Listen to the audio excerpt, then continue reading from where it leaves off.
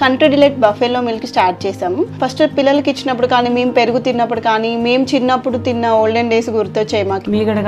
మీగడ కూడా పాలు కాచాక మీగడ బాగా రావడం, అప్పుడు మా చిన్ననాటి రోజులు గుర్తొచ్చాయి అన్నమాట. నమస్తే ఫ్రెండ్స్, ప్రముఖులతో పోడ్కాస్ట్ సిరీస్లో ఈరోజు మనతో ఉన్నారు డాక్టర్ అరుణ్ రెడ్డి మల్లు.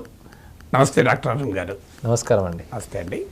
ఇప్పుడు డాక్టర్ అరుణ్ రెడ్డి గారితో మనము వివిధ ఆర్థోపెడిక్ సమస్యలతో మాట్లాడదాం. డాక్టర్ అరుణ్ రెడ్డి మల్లు ప్రస్తుతం కాంటినెంటల్ హాస్పిటల్లో పనిచేస్తున్నారు. అంతకుముందు ఇటలీలో పనిచేశారు. ముంబైలో కూడా దేశంలోనే ప్రఖ్యాతిగాంచిన లీలావతి, బ్రీచ్ కాండి హాస్పిటల్స్లో కూడా కన్సల్టింగ్ సర్జన్గా పనిచేశారు. ప్రత్యేకంగా నీ అలాగే joints, hip and shoulder specialist, robotic surgeon కూడా. మన హైదరాబాద్ నగరంలో ఉన్న అతి కొద్ది మంది రోబోటిక్ సర్జన్లో is one of the prominent robotic surgeons. అందువల్ల మన అందరికీ ఉండేటువంటి కామన్ ప్రాబ్లమ్స్లో ఆర్థో ప్రాబ్లమ్స్ కీలకమైనవి. మోకాలు నొప్పులతో బాధపడుతున్న వారు ఉంటారు, ఆర్థరైటిస్తో బాధపడుతున్న వారు ఉంటారు, స్పోర్ట్స్ ఇంజురీస్, ఓల్డ్ ఏజ్లో వచ్చేటువంటి రకరకాల సమస్యలు. సో వీటన్నిటి గురించి మాట్లాడుకుందాం. లైఫ్ స్టైల్ డిజార్డర్స్తో వచ్చేటువంటి ఇబ్బందులు ఏంటి? So let's discuss all possible questions. So doctor Arun garu నమస్తే మరోసారి. నమస్కారం అండి. Arun garu, warm welcome.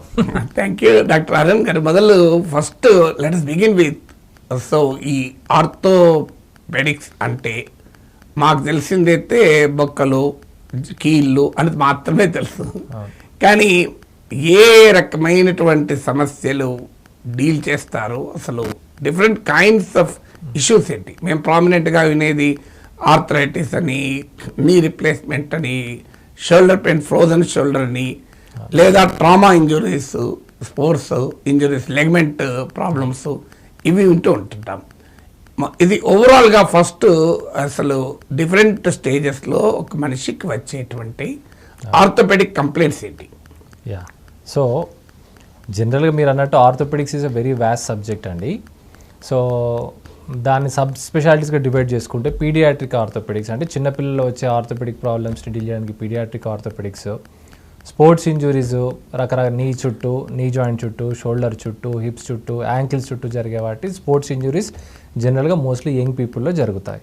తర్వాత నీ జాయింట్ రిప్లేస్మెంట్స్ అంటాం, అది కొంచెము పోస్ట్ 50 years నీ రిప్లేస్మెంట్స్ కానీ, హిప్ రిప్లేస్మెంట్స్ కానీ, షోల్డర్ రిప్లేస్మెంట్స్ కానీ జనరల్గా అబోవ్ 50 ఉన్న వాళ్ళలో చేస్తారు. ఒక్కొక్కసారి రేర్ కేసెస్లో ఏదైనా జాయింట్ ఖరాబ్ అయితే చిన్న అరౌండ్ 20s, 30s, 40s కూడా ఒక్కొక్కసారి రిప్లేస్మెంట్ చేయవలసిన అవసరం రావచ్చు. ఎల్డర్లీ పీపుల్ అంటే ఎల్డర్లీ పీపుల్ మోస్ట్ కామన్గా ఉండేవి వాళ్ళకి ఆర్థరైటిస్లు, fractures around hip, fractures around shoulder, ఇవంటి చాలా రెగ్యులర్గా జరుగుతుంటాయి. సో బ్రాడ్గా చూసుకుంటే పీడియాట్రిక్ ఆర్థోపెడిక్స్ అని, ట్రామా స్పెషాలిటీ అని, జాయింట్ రిప్లేస్మెంట్ స్పెషాలిటీస్ అని, అలానే ఈ స్పోర్ట్స్ ఇంజురీస్ సంబంధించిన ఆర్థోస్కోపిక్ సర్జరీస్, పైగా ఇప్పుడు ఆర్థో ఆంకాలజీ అంటే బోన్స్ చుట్టూ ఉండే క్యాన్సర్కి సంబంధించిన డీల్స్ కూడా ఆర్థో ఆంకాలజీ స్పెషలిస్ట్ అంటాం. సో వీటిని ఇట్లా బ్రాడ్గా క్లాసిఫై చేయవచ్చు. నేను జనరల్గా నీ హిప్ అండ్ షోల్డర్ ప్రధానంగా అంటే అది స్పోర్ట్స్ అయినా కావచ్చు, ట్రామా అయినా కావచ్చు, రీప్లేస్మెంట్ అయినా కావచ్చు, ఈ 3 జాయింట్స్లో ఉండే దాంట్లో ఎక్స్పర్ట్గా ప్రాక్టీస్ చేస్తున్నాను. అరుణ్ గారు, ఇప్పుడు ఒక let's come to individual problems little later. ముందుగా ఒక prevention is better than cure అంటారు కదా. అందువల్ల ఆర్థో ప్రాబ్లమ్స్ రాకుండా ఉండేందుకు ఏ రకమైనటువంటి ప్రివెన్షన్ డూ యూ అడ్వైజ్? ముఖ్యంగా వచ్చిన తర్వాత కూడా అగ్రవేట్ కాకుండా, సీరియస్ ప్రాబ్లమ్స్గా రాకుండా, in general ortho health maintain చేయడానికి మనం తీసుకోవాల్సిన జాగ్రత్తలు ఏంటి? వెరీ గుడ్ క్వశ్చన్ అండి. సో ఇప్పుడు దాన్ని కూడా ఏజ్ వైజ్గా చూసుకుందాం. ఫర్ ఎగ్జాంపుల్ ఎల్డర్లీ పాపులేషన్కి ప్రధానంగా వచ్చే ఆర్థో ఇష్యూ జనరల్గా ఫాల్స్, అంటే కింద పడడం వల్ల ఫ్రాక్చర్, ఇంట్లో జస్ట్ జారితే చాలు వాళ్ళకి ఫ్రాక్చర్స్ జరిగిపోతాయి. నేను స్టడీ చూసాను, 70% of people, old people die due to this falls అని. ఎంతవరకు నిజమో తెలియదు కానీ మా ఫాదర్ కూడా అలాగే పడిపోయి కాలు ఇరిగి తర్వాత చనిపోయారు.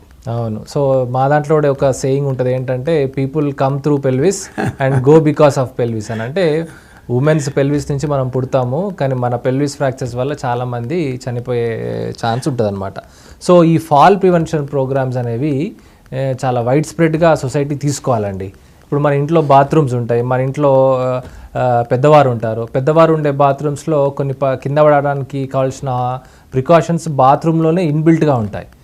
కింద పడేటప్పుడు పక్కన లేచేటప్పుడు రాడ్స్ పెట్టుకోవడము, షవర్ క్యాప్స్ కూడా పడిపోతున్నప్పుడు షవర్ క్యాప్ కూడా పట్టుకోవచ్చు. అట్లా కొన్ని బాత్రూంలో బాత్రూంలో టైల్స్ యాంటీ స్కిడ్ టైల్స్ అట్లా. సో ఆ ఇంట్లో పెద్దవారు ఉండే దాంట్లో తీసుకోవడం ఒకటి. Next prevention. చాలాసార్లు ఈ ఆస్టియోపోరోసిస్ ఉండడం వల్ల కూడా, అంటే బోన్స్ చాలా వీక్ అయిపోవడం, ఈ ఆస్టియోపోరోసిస్ వల్ల కూడా జస్ట్ మనం చాలాసార్లు వింటాం పెద్ద పెద్ద వ్యక్తులు కూడా, పెద్ద ప్రాముఖ్యం గల వ్యక్తులు జస్ట్ బాత్రూంలో జారడం వల్ల ఫ్రాక్చర్ జరిగిందని. సో ఎందుకు అని అంటే అప్పుడు బోన్స్ వీక్ ఉండడం వల్ల జస్ట్ స్లిప్ అయ్యి జస్ట్ ట్విస్టింగ్ ఇంజురీ అయినా కూడా బోన్స్ ఇరిగే ఛాన్స్ ఉంటుంది. అది ఆస్టియోపోరోసిస్ ఉన్నప్పుడు అవుతుంది. ఇప్పుడు లేటెస్ట్గా వాటికి ఎక్సలెంట్ ఇంజెక్షన్స్ వచ్చినాయి, టెరిపారటైడ్ అండ్ డెనోసుమాబ్ అని. ఆ ఇంజెక్షన్ ఒకటేమో రోజు ఒకసారి తీసుకోవాలి, అట్లా 6 months to 1 year తీసుకోవాలి. ఇంకోటేమో జస్ట్ 1 shot every 6 months, అట్లా ఒక 2 years. ఇవి వెరీ అడ్వాన్స్డ్ మాలిక్యూల్స్ వచ్చాయండి ఇప్పుడు. అది తీసుకొని ఆస్టియోపోరోసిస్ కనుక ప్రివెంట్ చేసుకుంటే ఈ ఎల్డర్లీ ఫాల్స్ ఫ్రాక్చర్స్ అనేవి చాలా సిగ్నిఫికెంట్గా సొసైటీ బర్డెన్ తగ్గించవచ్చు. నెంబర్ 1. నెంబర్ 2, ఇంకా యంగ్ పీపుల్ అనుకుందాం. యంగ్ పీపుల్లో జరిగేది మోస్ట్ కామన్ స్పోర్ట్స్ ఇంజురీస్. ఈ స్పోర్ట్స్ ఇంజురీస్లో చాలా కామన్గా జరిగేది ఏసీఎల్ ఇంజురీస్. ఏసీఎల్ ఇంజురీస్ ఎవరికి జరుగుతాయి? ఇప్పుడు చాలామంది నా దగ్గర badminton players, national badminton players కూడా పాపం చాలా మంచి పీక్ ఆఫ్ ద కెరియర్లో ఉండి కొన్ని ఏసీఎల్ టేర్ అయ్యేసరికి వాళ్ళు చాలా ర్యాంకింగ్ చాలా వెనక్కి వెళ్ళిపోతారు. సో వీళ్ళందరికీ కూడా ఏంటి అని అంటే ఇప్పటికీ కంట్రీలో అసలు ఏసీఎల్ ప్రివెన్షన్ ప్రోగ్రామ్స్ అని ఉండాలి. అంటే బ్యాడ్మింటన్ అకాడమీస్లో కానీ లేకపోతే ఎనీ క్రికెట్ అకాడమీస్లో కానీ they should have a exercise regimen where they can prevent these kind of twisting injuries that can happen. So ఇది యంగ్ పీపుల్లో జరిగేది. నెక్స్ట్ తర్వాత back pains, neck pains. Software పీపుల్లో చాలా కామన్గా జరిగేది నెక్ పెయిన్స్, బ్యాక్ పెయిన్స్. వీళ్ళు ప్రధానంగా లైఫ్ స్టైల్ అండి. ఒక పేషెంట్ మనకు బ్యాక్ పెయిన్తో వస్తే డాక్టర్గా మేము కొన్ని రెడ్ ఫ్లాగ్స్, డేంజర్ సైన్స్ చూసుకుంటాం. 99% మందికి ఇవేవి ఉండవు. అయినా వాళ్ళకి నెక్ పెయిన్, బ్యాక్ పెయిన్స్ ఎందుకు వస్తున్నాయనంటే ఒక ప్రాపర్ దాన్ని ఏమంటారు continuous sitting, continuous standing positions, postures correct లేకపోవడము, ఇంప్రాపర్ స్లీపింగ్ హ్యాబిట్స్, లేకపోతే overweight, no proper core strength సరిగ్గా ఉండకపోవడం, వీటి అన్నిటి వల్ల కూడా నెక్ పెయిన్స్, బ్యాక్ పెయిన్స్ వస్తుంటాయి. సో వీళ్ళు డాక్టర్ల చుట్టూ తిరుగుతూ ఉంటారు.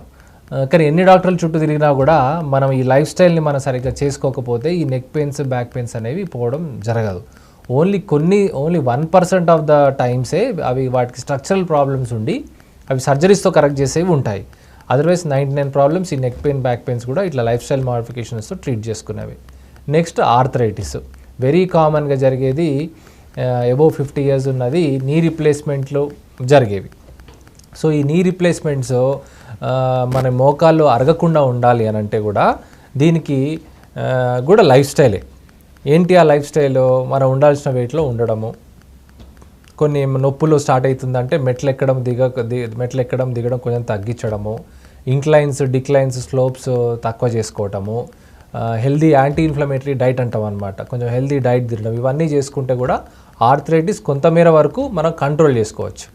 ఇంకోటి ఏంటి అంటే ఈ యంగ్ ఏజ్లో ఉన్నప్పుడు ఈ స్పోర్ట్స్ ఇంజురీస్ కనుక మనం నెగ్లెక్ట్ అయితే, అంటే నీలో మెనిస్కల్ ఇంజురీస్ అని, ఏసీఎల్ లిగమెంట్ ఇంజురీస్ ఉంటాయి, అవి నెగ్లెక్ట్ చేసి ట్రీట్మెంట్ చేసుకోకపోయినా కూడా మోకాలు తొందరగా అరిగే ఛాన్సులు ఉంటాయి. ఇవి జనరల్గా most common problems or preventions ఇవి అండి ఆర్థోపెడిక్స్లో.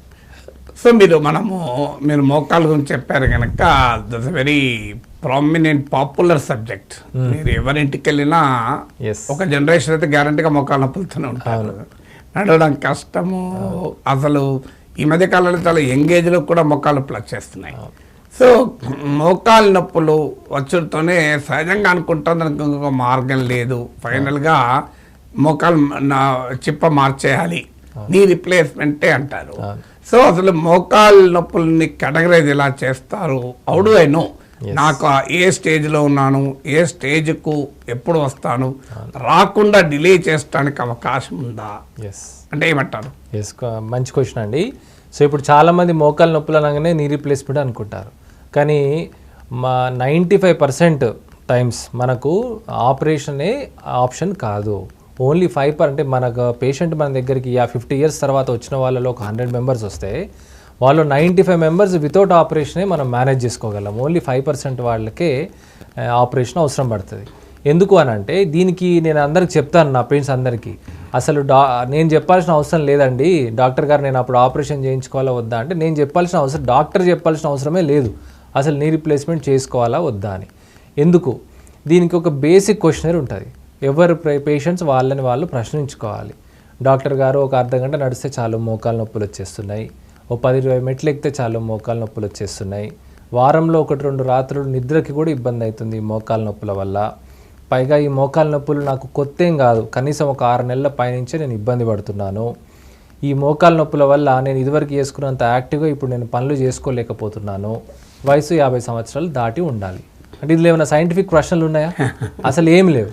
మనమే చెక్ లిస్ట్ పెట్టుకొని దీంట్లో మనం అంటే పేషెంట్ ఒక ఇబ్బందిని బట్టే ఆపరేషన్ చేయాలా వద్దా అనేది మనం డిసైడ్ చేసుకోవాలి. క్లినికల్ ఒకటి ఓన్లీ కొన్ని సందర్భాల్లో మాత్రం మేము చెప్తాం ఖచ్చితంగా, చాలా తక్కువ, <1%, 2%.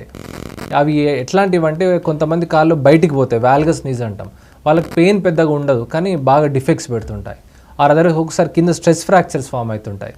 ఇట్లాంటి పరిస్థితుల్లో అమ్మ మీకు నొప్పునా లేకపోయినా మీది పరిస్థితి బాగాలేదు ఖచ్చితంగా చేసుకోవాలి అని అంటాం. అది గ్రేడ్ 4 ఆర్థరైటిస్ని 4 రకాలుగా చేసుకుంటే గ్రేడ్ 4 అంటే పైన బోను కింద బోను టచ్ ఇక కింద అన్నప్పుడు దాన్ని గ్రేడ్ 4. గ్రేడ్ 4లో ఖచ్చితంగా మనం సర్జరీ చేస్తాము. గ్రేడ్ 3లో ఏంటి అని అంటే పేషెంట్ ఒక ఇబ్బందిని బట్టి వాళ్ళకి చెప్తాం, మీకు రకరకాల ఆప్షన్స్ ఇస్తాం వాళ్ళకి. మీరు ఫస్ట్ మెడికల్ మేనేజ్మెంట్ చూడండి, ఈ ఫిజియోథెరపీ, దీని మోకాలు చుట్టూ ఉన్న మజిల్స్ని స్ట్రెంథన్ చేసుకోండి, ఇంట్లో మెట్లు ఎక్కడం దిగడం తగ్గించండి, హై ఇంపాక్ట్ యాక్టివిటీస్ ఏమైనా చేస్తుంటే తగ్గించండి. ఇవన్నీ చేసుకొని కంట్రోల్ చేసుకుంటే మోకాలు నొప్పులు అనేవి సిగ్నిఫికెంట్గా తగ్గుతాయి. అంటే మొత్తం పోకపోయినా you should learn how to live with it. అంటే 20% కొంచెం ఉండొచ్చు ఇబ్బంది, ఎవరికైనా ఉంటుంది. ఒక 50 ఇయర్స్ దాటిన తర్వాత ఎవరి మోకాలు చూసినా ఏదో ఒక గ్రేడ్ ఆఫ్ ఆర్థరైటిస్ అనేది ఉంటుంది. ఈ డజంట్ మీన్ దట్ అందరూ రిప్లేస్మెంట్కి పోవాలని కాదు. మనం దాని చుట్టూ మన బాడీ, మన లైఫ్ స్టైల్ని, మన కొంచెం స్ట్రెంథనింగ్ ప్రోగ్రాము అవన్నీ చేసుకుంటే వాళ్ళందరూ మెడికల్ మేనేజ్మెంట్ ఇవన్నీ చేసుకుంటే కంట్రోల్లో ఉంటాయి జనరల్లీ. అప్పటికి ఎప్పుడో ఒక్కొక్కసారి 1 నెల 2 నెలలు బాగా ఇబ్బంది పెట్టవచ్చు, డాక్టర్ దగ్గరికి వెళ్ళాలి, మెడిసిన్స్ తీసుకొని కంట్రోల్ అయితే ఓకే, లేదంటే సర్జరీ చేసుకోవాలి. అంటే మీరు చాలా ఇంట్రెస్టింగ్ చెప్పారు. చాలా మంది ఏమవుతుందంటే పేషెంట్లే వస్తారు, నా మోకాలు మార్చుతారా సార్ అనుకుంటూ వస్తారు, వాళ్ళే డిసైడ్ చేస్తారు. అవును, డాక్టర్ దగ్గరికి వచ్చే వరకే నా మోకాలు ఎప్పుడు రిప్లేస్ చేస్తారు సార్ అనుకుంటూనే వస్తారు. అంటే మన దగ్గర అంత ప్రిడామినెంట్గా అయ్యాయి, కానీ మీరు దాన్ని అసలు ఆ సిచ్యువేషన్ రాకుండానే మేనేజ్ చేసుకోవచ్చు అని అన్నారు. కానీ ఒకవేళ సిచ్యువేషన్ వచ్చింది, how safe is this knee replacement? దాంట్లో ఉన్న అడ్వాన్స్డ్ సర్జికల్ ప్రొసీజర్స్ ఏంటి, వచ్చేటువంటి కాంప్లికేషన్స్ ఏంటి, post surgical complication? No surgery రుచిగా అవుతుండదు ఏ surgery. Correct, very interesting question అండి. సో ఇప్పుడు ఏంటి అని అంటే చాలామంది దీంట్లో ఇంకొక వర్షన్ చూసుకోవాలి మన సొసైటీలో. వీళ్ళు కొంతమంది ఉంటారు గ్రేడ్ 4కి వచ్చిన తర్వాత కూడా ఆపరేషన్ అంటే భయపడి అసలు ఆపరేషన్ చేసుకోకుండా ఉంటారు. అది మాత్రము దట్ ఈస్ నాట్ కరెక్ట్. ఎందుకు అని అంటే ఇప్పుడున్న లేటెస్ట్ టెక్నాలజీ వల్ల, పెయిన్ మేనేజ్మెంట్ వల్ల, అనస్థీషియా టెక్నాలజీస్ వల్ల ఇది చాలా సేఫ్ ప్రొసీజర్గా అయిపోయింది. ఎందుకు అని అంటే it's not an emergency procedure. Knee replacement అనేది ఎమర్జెన్సీ కాదు, ఒక ఎలెక్టివ్ ప్రొసీజర్. అది ఎలెక్టివ్ ప్రొసీజర్ అంటే ఏంటి, మనం ఆపరేషన్ కంటే ముందే మీ హార్ట్ ఎలా ఉంది, లంగ్స్ ఎలా ఉంది, లివర్, కిడ్నీస్, బ్లడ్, యూరిన్ అంతా చెక్ చేసుకుంటాం. ఒక జనరల్ డాక్టర్ చూస్తాడు, ఒక కార్డియాలజీ డాక్టర్ చూస్తాడు, ఒక అనస్థీషియా డాక్టర్ చూస్తాడు. వీళ్ళందరూ చూసి ఫిట్నెస్ ఇస్తేనే మేము సర్జరీ చేస్తాం. అందుకని అప్పుడప్పుడు నేనే జోక్ వేస్తుంటాను, నిజంగా ఎలిజిబుల్ పేషెంట్ ఉండి భయపడుతుంటే అమ్మ ఇది క్యాటరాక్ట్ ఆపరేషన్ లాగానే, ఎవరైనా క్యాటరాక్ట్ ఆపరేషన్కి ఇంతగానో ఆలోచిస్తారా, మీరు కూడా నీ రీప్లేస్మెంట్కి అంతగానో ఆలోచించొద్దు అని. సో ఇఫ్ అంతా ఫిట్నెస్ ఉన్నాక this a very safe procedure. కొన్ని రోజుకి ప్రపంచంలో కొన్ని లక్షల ఆపరేషన్లు జరుగుతున్నాయి. So it is a very మన ప్రీ అనస్థీషియా చెకప్ మంచిగా చేసుకొని ఫిట్నెస్ ఉంటే this is a very safe procedure అండి, నెంబర్ 1. నెంబర్ 2, మరి పోస్ట్ సర్జికల్ కాంప్లికేషన్స్ అంటున్నారు. ఎస్, ఏ సర్జరీ అయినా కాంప్లికేషన్ లేకుండా ఉంటుందా? ఖచ్చితంగా కొన్ని కాంప్లికేషన్స్ ఉంటాయి. సో ఓవరాల్గా ఇప్పుడు బ్రాడ్గా ఈ నీ రీప్లేస్మెంట్స్లో కాంప్లికేషన్ రేట్ ఎంత అంటే 1 to 2% అని చెప్తాం. అంటే 100 మందికి చేస్తుంటే ఎవరో ఒకరికి ఇద్దరికి కొన్ని రకాల కాంప్లికేషన్స్ జరుగుతాయి. ఏంటివి ఆ మోస్ట్ కామన్ ఒకటి ఇన్ఫెక్షన్ అండి. ఇన్ఫెక్షన్ రకరకాల కారణాల వల్ల ఒక్కొక్కసారి మన చేతుల్లో కూడా ఉండదు, ఎవరికి ఎందుకు వచ్చింది, షుగర్స్ అన్కంట్రోల్డ్ ఉన్నాయి, లేకపోతే బాడీలో వేరే చోటు urinary tract infections, respiratory tract ఆ ఇన్ఫెక్షన్లు వచ్చి ఇక్కడ చేరటము, బాడీలోనే జనరల్గా ఇమ్యూనిటీ తక్కువ ఉండడము, సివియర్ స్మోకింగ్ చేసిన వాళ్ళు రెగ్యులర్ వాళ్ళలో ఈ ఇన్ఫెక్షన్స్ రావడం కామన్, ఆల్కహాలిజం ఎక్కువ ఉన్న వాళ్ళల్లో. సో ఇవన్నీ కొన్ని రిస్క్ ఫ్యాక్టర్స్ ఉంటాయన్నమాట. సో ఆ రిస్క్ ఫ్యాక్టర్స్ కూడా అసెస్ చేసి కూడా ఒక్కొక్కసారి మనము షుగర్స్ కంట్రోల్ లేకపోతే కంట్రోల్ అయ్యేంత వరకు వెయిట్ చేయడము, యూరినరీ ట్రాక్ట్ ఇన్ఫెక్షన్స్ ఉంటే వాటిని ట్రీట్ చేసి ఇది చేయడము, ఇట్లా డెంటల్ ఇన్ఫెక్షన్స్ ఉంటే ఫస్ట్ వాటిని ట్రీట్ చేసి ఇది చేయడం, ఇట్లాంటివి చేసి ఆ ఇన్ఫెక్షన్స్ని ఇప్పుడు నా ప్రాక్టీస్లో ఆల్మోస్ట్ లెస్ దాన్ 0.0 ఇప్పుడు వరకు నేను చేసిన వాటిల్లో ఒక 2-3 తప్ప అసలు ఇన్ఫెక్షన్స్ అనేవి లేవు. అదేవిధంగా ఇంకొకటి, ఇప్పుడు ఇన్ఫెక్షన్స్ వస్తున్నాయి కానీ భయపడాల్సిన అవసరం కూడా లేదు. ఇన్ఫ్యాక్ట్ ఇన్ఫెక్షన్స్ వచ్చినా కూడా మనం ప్రాబబ్లీ ఒక 7-8 years బ్యాక్ ఇన్ఫెక్షన్స్ చాలా భయపడేవాళ్ళు సర్జన్స్. ఇప్పుడు ఇన్ఫెక్షన్స్ని ట్రీట్ చేయడానికి కూడా వెరీ అడ్వాన్స్డ్ ఇంప్లాంటేషన్ సిస్టమ్స్ వచ్చినాయి. సిమెంట్ యాంటీబయాటిక్ని లోపల డెలివరీ చేసే డిజాల్వబుల్ సిమెంట్ బీడ్స్ వచ్చాయి. ఇప్పుడు కొత్త బ్యాక్టీరియోఫాజెస్ అంటమాట, ఆ ట్రీట్మెంట్ వచ్చింది. సో వాటిని కూడా డీల్ చేసే కెపాసిటీలో ఉంటాం కాబట్టి we are working in such kind of setups అనమాట హైదరాబాద్లో. సో ఒకటి ఇన్ఫెక్షన్, ఇంకోటి 2 మనం నీ రీప్లేస్మెంట్ చేసుకొని బయట తిరుగుతుంటాం, ఒక్కొక్కసారి ఫ్రాక్చర్స్ అవుతాయి. నార్మల్గా ఫ్రాక్చర్ అవటం వేరు, ఆల్రెడీ ఇంప్లాంట్ ఉండి దాని చుట్టుపక్కల ఫ్రాక్చర్ అవటం వేరు. సో అదొక కాంప్లెక్స్ సిచ్యువేషన్ అవుతుంది. దాన్ని కూడా ఇప్పుడు dual plating systems, rod nail combinations అనే దాంతో కూడా చాలా ఎఫెక్టివ్గా డీల్ చేస్తున్నాము. ఇంకోటి deep vein thrombosis. So deep vein thrombosis అంటే మనము పడుకొని ఉన్నాము, ఆపరేషన్ తర్వాత పడుకొని ఉంటాం మెజారిటీ టైము. సో ఒక్కొక్కసారి మనం సరిగ్గా పోస్ట్ ఆపరేటివ్ ఎక్సర్సైజ్ సరిగ్గా చేయకపోతే అప్పుడప్పుడు ఏంటంటే మన కాఫ్లో ఉన్న బ్లడ్ క్లాట్స్ డిస్లాడ్జ్ అయ్యి హార్ట్లో పోయి హార్ట్ అటాక్స్ వచ్చే ఛాన్సులు కూడా ఉంటాయి. మరి అది చాలా కామన్, అంటే వెరీ వెరీ రేర్. ఇది మనం భయపడేది ఏంటి, మనిషి ప్రాణానికి భయపడేదే మోస్ట్. మిగతావన్నీ డీల్ చేయగలిగిన ప్రాణం పోకూడదు అనేది మన మోస్ట్ ఇంపార్టెంట్ థింగ్ అవ్వాలి. సో ప్రాణం పోయి ఇట్లా అయితే అప్పుడప్పుడు ఎప్పుడు అవి కొన్ని వేలల్లో అది లేకుండా రోడ్డు మీద నడుచున్నా కావచ్చు. సో నేను అది చెప్తాను, డాక్టర్ గారు నేను ఎక్కడో చూసాను, అదేదో చేసిన తర్వాత పేషెంట్కి ఇట్లా అయ్యి చనిపోయారంట కదా అంటే, అమ్మ ఇప్పుడు రోడ్డు మీద నడుస్తుంటే మనకు గ్యారంటీ ఉందా? ఏది లేదు. రోడ్డు మీద నడిస్తే మనకు యాక్సిడెంట్ జరిగే ఎంత ఇన్సిడెంట్స్ ఉన్నదో ఇది కూడా ఆల్మోస్ట్ అంతే ఇన్సిడెంట్స్ లాగా మనము అని ధైర్యం చెప్పాలి మనం పేషెంట్కి. అంటే ఇప్పుడు మీరు ఇక్కడ ఇందులో నీ ఒక్కసారి రిప్లేస్ చేశాక నార్మల్గా ఎన్ని ఇయర్స్ వరకు ఎవరేజ్గా, ఏదో రేర్ కేసుల్లో ఇన్ఫెక్షన్లు వస్తే వేరే సమస్య, కానీ నార్మల్గా మళ్ళీ చేసుకోవాల్సిన అవసరం ఉంటుందా, లేదా how long it will work? So జనరల్గా దీన్ని సర్వైవల్ రేట్ అంటారు. అంటే సర్వైవల్ రేట్ ఆఫ్ ఇంప్లాంట్. మనం ఈరోజు చేసాం ఇంప్లాంట్, అది ఎన్ని ఇయర్స్ వస్తుంది? జనరల్గా 15 to 20 years సర్వైవల్ రేట్ 95% ఉన్నది. అంటే 70 yearsలో కనుక రిప్లేస్ 60-70, జనరల్గా 40-50 yearsలో రిప్లేస్మెంట్ ఎవరికి రాదు. అవును, రేర్గా వచ్చేది ఆఫ్టర్ 70, 50 లేదా అట్లీస్ట్ ఆఫ్టర్ 60-50 తర్వాత, 55 తర్వాత. మన ఇండియన్ సినారియోలో జనరల్గా 53-55 తర్వాత చాలా కామన్. 20 years అంటే 70-75 దాకా మళ్ళీ ప్రాబ్లం ఏంటి? ఎస్. సో అప్పుడు వరకు జనరల్గా 95% ఆఫ్ ద టైమ్స్ వీటి సర్వైవల్ రేట్ 15 to 20 years అంటాం కాబట్టి సో ప్రాబ్లమ్స్ రావు. ఒకవేళ వచ్చినా కూడా అందులో మెజారిటీ ఆఫ్ టైమ్స్ పాలీవేరెంట్ అనమాట. అంటే పాలీవేర్ అంటే పైన కాంపోనెంట్ కింద కాంపోనెంట్ మధ్యలో ఒక ప్లాస్టిక్ ఉంటుంది, ఆ ప్లాస్టిక్ అరిగిపోతుంది. సో అప్పుడు ఏం జస్ట్ తీసి ఇంకోటి పెట్టేస్తాం అనమాట. సో అది సింపుల్, అది అట్లాంటిది సింపుల్ ప్రొసీజర్ అవుతుంది. కొన్ని సందర్భాల్లో ఏంటంటే లూజ్ అయిపోతుంది ఇంప్లాంట్. లూజ్ అయిపోతే కనుక ఖచ్చితంగా పూర్తిగా రివిజన్ చేయాల్సి వస్తుంది. అంటే పైన కింద మొత్తం తీసేసి ఇప్పుడు కొత్తగా స్లీవ్ స్టెమ్స్ అని కోన్స్ అని చాలా అడ్వాన్స్డ్ వచ్చాయి. సో అవి పెడితే అవి ఇంకో 10-15 years సర్వైవల్ రేట్ కూడా చాలా బాగుందన్నమాట. అవి అంటే ఫస్ట్ కేస్ సినారియోలో తీసి మళ్ళీ కూడా పెట్టచ్చు, ఇంకో ఇంప్లాంట్ పెట్టచ్చు, మొత్తం తీసుకోవడం ఇంకోటి పెట్టచ్చు. అదే అలాంటప్పుడు ఇంకొకటి, ఈ నీ రిప్లేస్ చేసుకున్న తర్వాత వచ్చే లైఫ్ స్టైల్ ఛాలెంజెస్ ఉంటాయా? అంటే ఫ్రీగానే నడవచ్చా? ఎవ్రీథింగ్ ఫస్ట్ టైం అంటున్నారా సెకండ్ టైం అంటారా? First time. So first time very rare case కనుక దాని జాగ్రత్తలు వేరే. So first time knee replacement దీన్ని సాటిస్ఫాక్టరీ రేట్ వేరు, సంతోషంగా ఉండడం కూడా వేరు కదా. అవును. సో నొప్పి అనేది చాలా చాలా తగ్గుతుంది సిగ్నిఫికెంట్గా.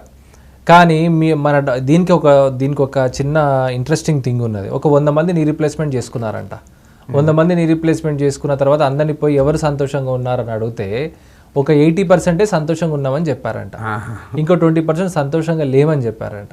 మరి దానికి కారణం ఏదో కాంప్లికేషన్ వచ్చిందని కాదు, దానికి రకరకాల కారణాలు ఉన్నాయి.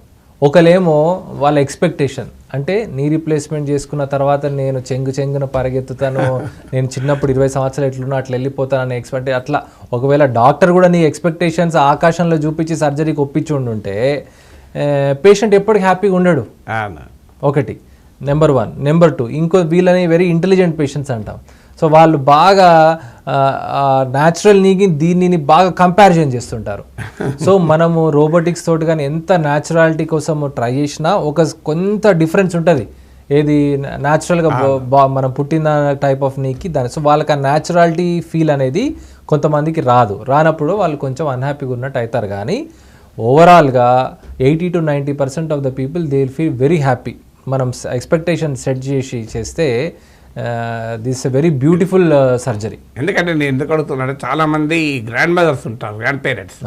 సో మా మనమని ఎత్తుకోవచ్చా, మనవరాలు ఎత్తుకోవచ్చా, రిప్లేస్మెంట్ చేసి వాకింగ్ చేయొచ్చా, అప్పటిదాకా వాకింగ్ చేసుకోవచ్చా, ఇది సహజంగా అందరికి వచ్చే అనుమానం. అవును. సో వాకింగ్ చేసుకోవడం కానీ, మెట్లెక్కడం కానీ, కింద కూర్చోవటం కానీ అన్నీ కూడా జాయింట్ ఎలవ్ చేస్తుంది. జాయింట్ ఎలవ్ చేయకపోవడం అనేది ఏముండదు. కాకపోతే నీ బెండింగ్ మనం ఎంత ఫిజియోథెరపీ చేసుకుంటే అంత బెండింగ్ వస్తుంది. మనం రోజువారీ చేసుకునే పనులకు 90 to 100 degrees చాలు.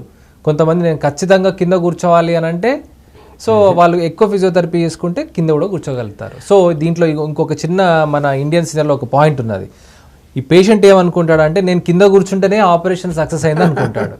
కానీ గుర్తుపెట్టుకోవాల్సింది ఏంటంటే మనం ఈ ఆపరేషన్ నొప్పి లేని జీవితాన్ని ఇంకో 15-20 సంవత్సరాలు బతకడానికి చేస్తున్నాం, కింద కూర్చోడానికి కోసమే చేయట్లేము.